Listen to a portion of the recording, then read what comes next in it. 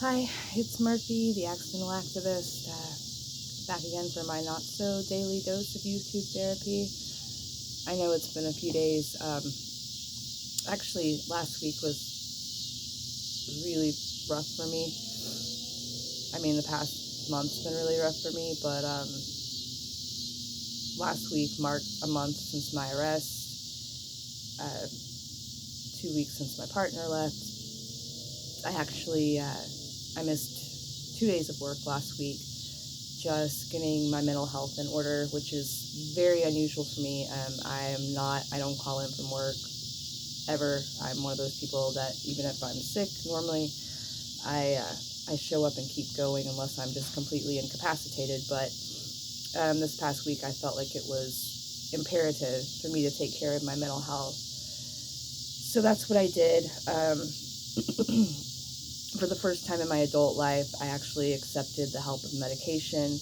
I've spoken in the past on here about how, despite a lot of criticism from people saying that I was basically doing the stolen valor version of mental health by claiming to have PTSD, I'm not. I actually do have PTSD. I have what's called complex post-traumatic stress syndrome, which is a type of post-traumatic stress that doesn't occur from one single event. It actually occurs from going through trauma over time. My CPTSD originates from childhood. I didn't even know this until recently, but a lot of the mental health issues that I've had throughout my entire life were actually related to CPTSD from childhood trauma. And then a few years ago, I was in an extremely abusive relationship, which totally intensified and changed my PTSD. That's when I started having issues with fireworks and with loud noises. I've always startled very easily, but it became much, much more pronounced. There was a year where I had a problem chewing on my fingernails, which I had never done in my life. It took me a minute to kick that habit, but I kicked it. And I have some other little tics and quirks that all stem from that. So also I've always dealt with anxiety, and I've always dealt with depression.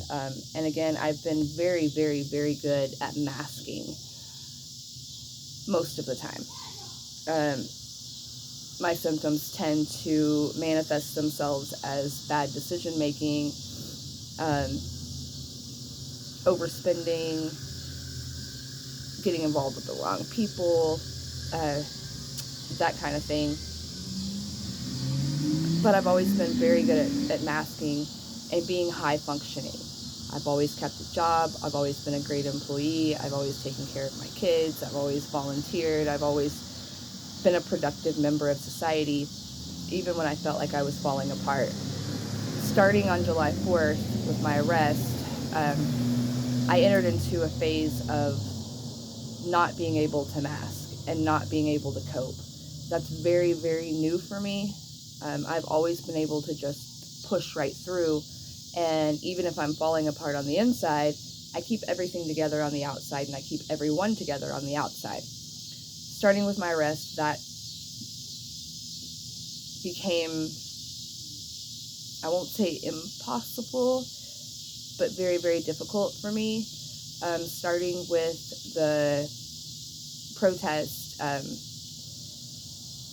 a week after I was arrested, there's a video here where Tom Robb showed up, and I've been organizing protests for a year and a half around the state of Arkansas, and I'm always the one to keep things calm, keep everybody together, and make sure that everybody stays safe and calm, like, is always my goal.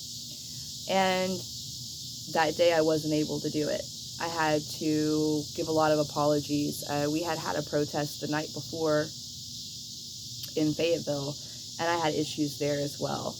I just wasn't myself. I was not my normal organizer, leader, keeping everything together self. I was not completely falling apart, and I didn't completely lose it, but I definitely was not the person I normally am, or the person that I needed to be. So, fast forward, it's hard to talk about mental health, guys. It really is, but I think it's so important. The inability to mentally cope with the town of Harrison and the total attack that we are under all the time,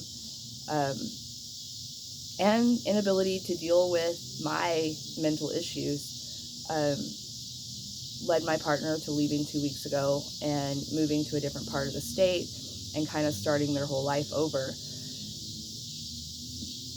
The culmination of all of these things, the past trauma, the arrest, the loss of my support system, because with my partner, I didn't just lose my partner, I actually lost some of our group of close-knit friends. You know how it is, people, it's messy.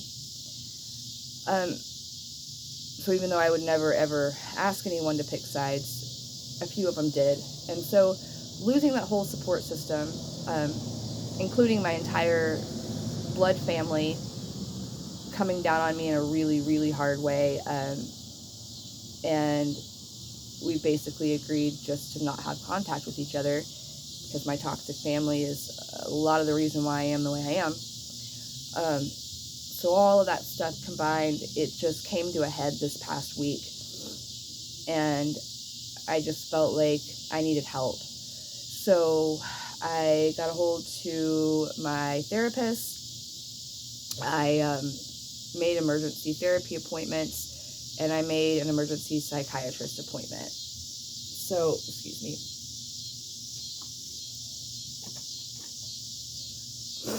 This ended up with me accepting the recommendation of medication for the first time in my adult life.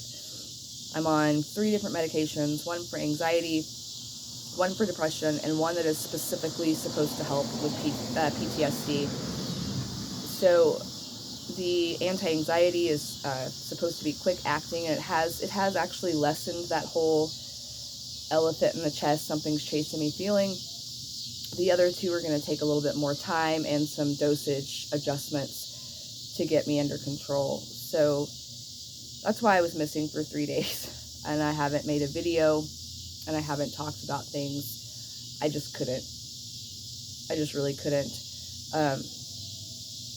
But I feel like this outlet actually, it helps me in a way, because for every asinine comment I get 10 positive, and that's, come on, it's a serotonin booster, you know it.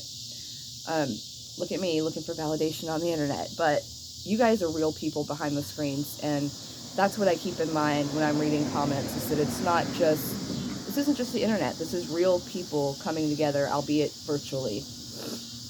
So this Thursday is my court date, so I'm really, really, really stressed out about that, even though it's just an arraignment. Chances are I'm going to go in, I'm just going to plead not guilty, and be set a trial date, and then we'll go from there. I actually tried to contact some lawyers. I got machines, and I never got called back, which really shouldn't surprise me in this town, but it's very, very disappointing. I wish I had recommendations for a lawyer outside of Harrison that was willing to take this on. But so far, no luck. I'm going to keep trying before my trial to get an actual lawyer and not deal with a public defender. Hey, boo-boo. And I've made the decision that if it's possible for me, I really, go lay down, buddy. I really want to move out of this area. I don't feel safe here, especially being alone now. I don't feel safe from the white supremacist groups that we've been fighting for the past 2 years. I don't feel safe from my own city government. I don't feel safe from the police force. So, excuse me,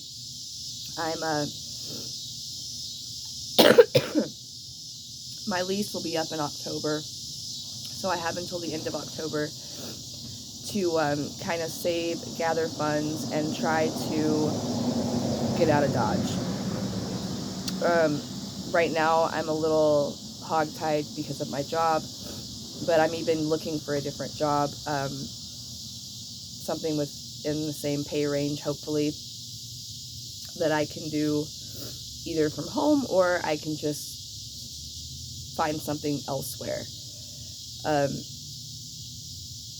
I'm ready to get out of here, guys. I'm exhausted and I'm tired, and no one wants to fight the Battle of Harrison, and it's really, really hard for me to admit that, and it's really, really hard for me just to walk away, because until the day I do move, I won't be walking away. I will still be fighting. But it's got to be about my own safety now. And whenever the actual police force is against you, and I know that sounds dramatic, it really does, but